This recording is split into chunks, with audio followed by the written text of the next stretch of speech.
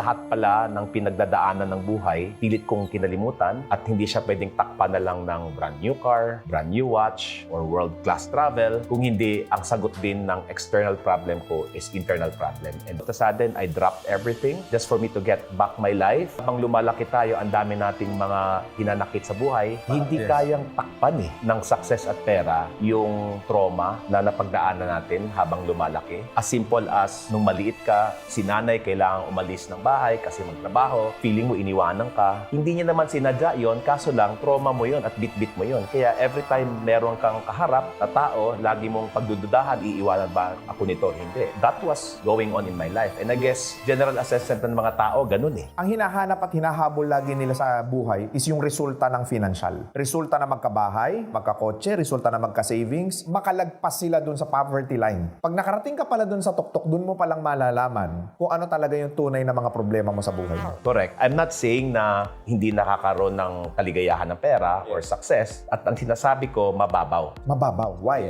Lahat ng kaligayahan is nasa puso eh. Pero pag empty yung puso at maraming hinanakit, maraming bagahe na hindi nare-release, no matter how much money you have, you're still the same. Kahit anong yaman mo. I would always say, karamihan ng nako-coach ko na million at billion meron na, meron pa ring emptiness.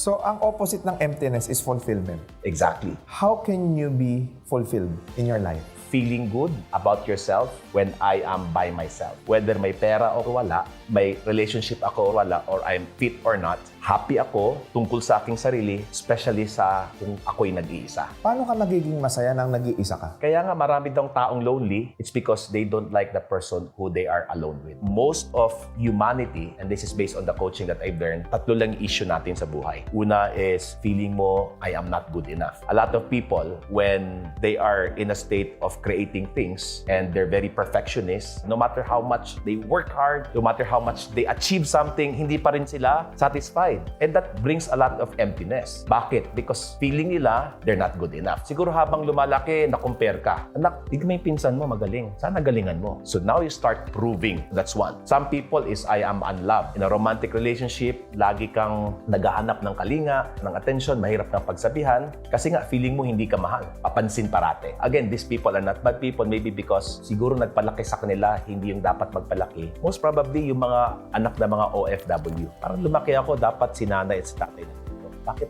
si yaya ang kasama ko? Bakit si lola? And that fills the emptiness. Buong buhay mo, kailangan mong i-prove lagi yung sarili mo. The number one problem of humanity right now is actually anxiety, depression, loneliness. Simply because, again, all of this is externally driven. Ang solusyon ng lahat ng struggle ng problema mo, whether it's money, it's health, it's relationship, ikaw. Ikaw. That you are the solution to every problem that you have, then you become now the solution of anything that you're looking for.